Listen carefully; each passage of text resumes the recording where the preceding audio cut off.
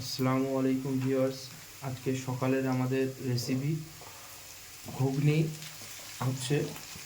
এটা আমরা নাস্তায় ব্যবহার করব। প্রথমে তেল গরম করে তাতে পেঁয়াজ লাল করতে হবে, হালকা একটু বাদামি কালার আসার পরে তারপরে একে একে সমস্ত মশলা পড়বে। আপনারা দেখতে থাকুন, সঙ্গে থাকুন। পেঁয়াজ একটু লাল হওয়ার পরে এতে চলে আসবে আদা রসুনের পেস্ট পরিমাণ অনুযায়ী।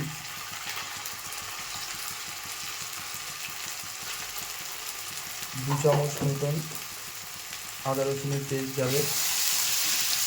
এটা খুব সুন্দর করে আপনার পেঁয়াজের সাথে ভালো করে মিক্স করে নিতে হবে।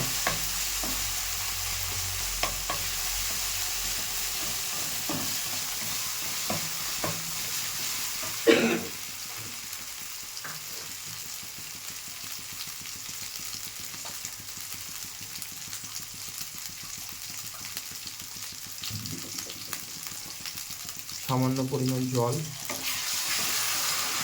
মিক্স করতে হবে এবং মশলাটাকে ভালো করে ফ্রাই করতে হবে।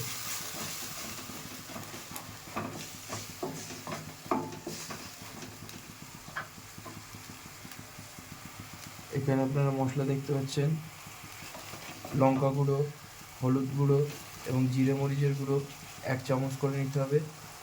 নুনটা আপনি স্বাদ অনুসারে দেবেন, যদি পরবর্তীকালে কম লাগে তাহলে আপনি বাড়াতে পারবেন।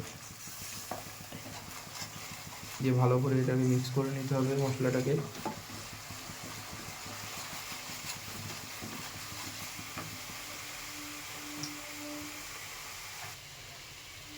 মশলা কিছুটা হয়ে যাওয়ার পরে এতে টমেটো কুচি দিয়ে দেবেন, একটা টমেটো সম্পূর্ণটাই দিয়ে দেবেন। সামান্য পরিমাণ জল,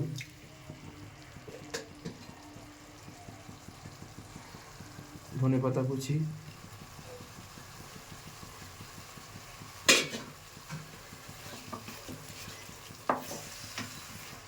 ভালো করে নেড়ে চেড়ে মশলাটাকে এবং ধনেপাতা কুচি এবং টমেটোটাকে মিক্স করতে হবে।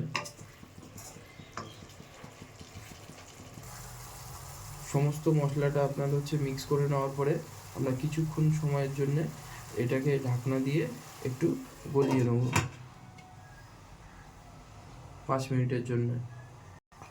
5 মিনিট পরে আমরা ফিরে এসেছি। আমাদের মশলাটা দেখুন কত সুন্দর রং ছেড়ে দিয়েছে। একটু নাড়িয়ে ছাড়িয়ে নেওয়ার পরে আমাদের ঘুগনিটা আগেই সিদ্ধ করা ছিল, দেখতে পাচ্ছেন। এটা এবার আমরা এই মশলার সাথে অ্যাড করে দেবো।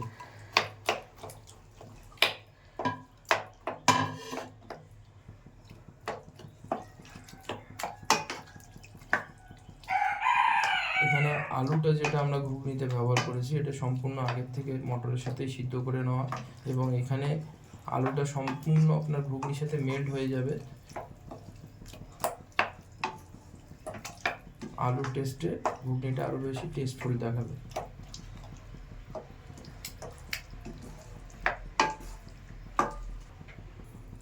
আমরা সামান্য পরিমাণ জল এতে মিক্স করে নিচ্ছি এবং জল দিয়ে ভালো করে নেড়ে ছেড়ে আমরা এটাকে একটু সিদ্ধ হওয়ার জন্য, যাতে মশলাগুলো মটরের ভিতরে সম্পূর্ণ ভালোভাবে প্রবেশ করতে পারে, তার জন্য আমরা এটাকে ঢেকে রাখলাম 5 মিনিটের জন্য। 5 মিনিট হয়ে গিয়েছে। আমরা এবারে আপনার দেখে নেব আমাদের রেসিপিটা কতটা সম্পূর্ণ হয়েছে। আপনারা দেখতে পাচ্ছেন খুব সুন্দর একটা ফ্লেভার এবং একটা খুব সুন্দর সেন্ট করছে এর মধ্যে।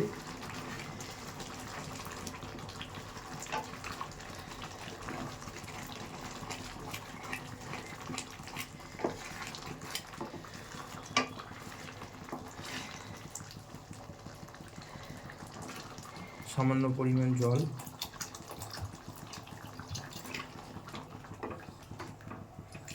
আর একটু জল দেওয়া হচ্ছে ঘনত্বটা ঠিকঠাক রাখার জন্য, বজায় রাখার জন্য, এবং আরও কিছুক্ষণের জন্য আমরা এটাকে ঢাকা দিয়ে একটু সুন্দর করে আপনার ফুটিয়ে নেব।